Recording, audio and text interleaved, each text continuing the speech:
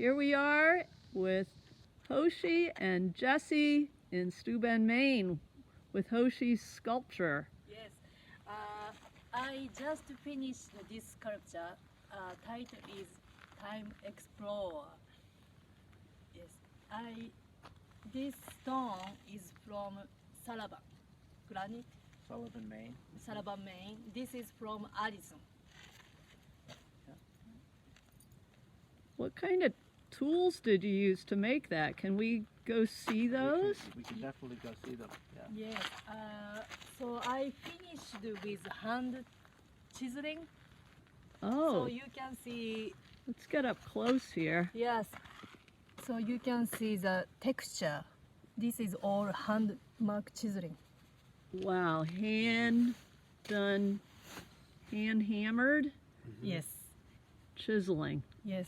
So this surface I polished with and that's polished yes. with a special polishing tool. Yes. And this is just raw fresh surface. The surface is all these different textures. Natural surfaces, Yeah, natural surface. Beautiful. The top is Sullivan granite, and the bottom is what they call Addison black granite, which is actually gabbro. And So all it's, these things came from the earth. Yes. Mm. They're both igneous rocks, and they're both plutonic rocks. So they were the magma that didn't erupt on the surface. It cooled slowly over time underground. Crust. Yeah. Well, let's look through your Sure. studio. Studio. So we have, this is our yard crane here, and we can pick up a large stone up to about 18 tons, and we can position it on these different carriages here, and then we can push them into our studio, roll them into our studio where we can work on them inside, and we can cut them with diamond wire. It's one of the tools we use a lot for roughing out the pieces.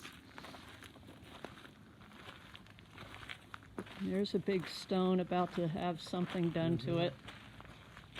Studio, we can roll these carriages into the studio, and then we have this circular saw, which we can use for making large cuts on the pieces. And then if we go all the way into the back, that's diamond wire. And so that that saw goes up and down about 5 feet. We can roll a big stone under here, and then this diamond wire is like a giant bandsaw moves across, so we can cut stones horizontally or vertically with the wire. And the really cool thing about the wire too is that we can drill a hole through the stone and thread the wire through and put it back together and cut windows out of the stones. I was wondering how that was done. This is an incredibly big machine. If I step back some more, you can see it goes up, up, up to the ceiling there. And then there's the wires that go around in a circle, right? Right.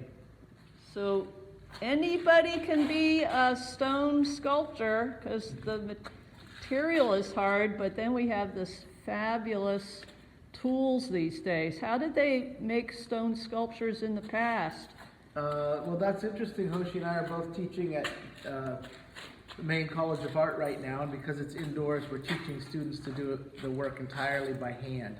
And so, you know, going back hundreds of years, people would have used a hammer and a chisel, and like what Hoshi was talking about, bushing hammers, to rough out the stones, split the stones, split it to the basic shape, then use the chisel to knock off the big pieces and gradually chip it down.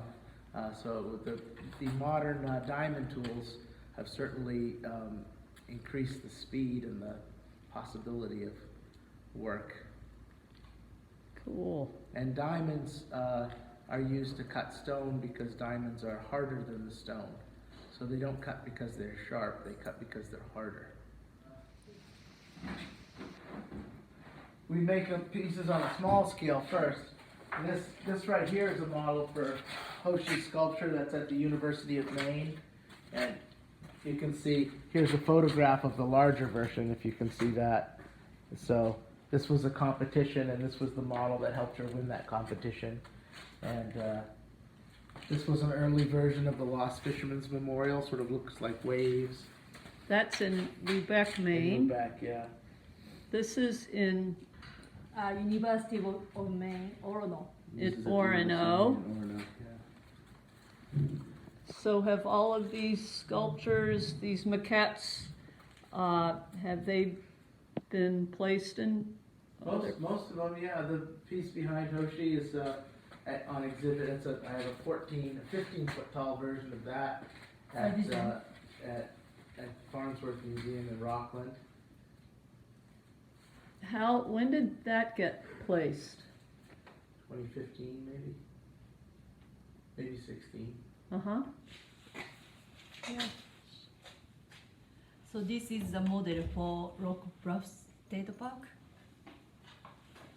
Nice. And that's Jonesboro granite, which Right. is on the Rokes Bluffs Road. The quarry's on the Rokes Bluffs Road. Neat.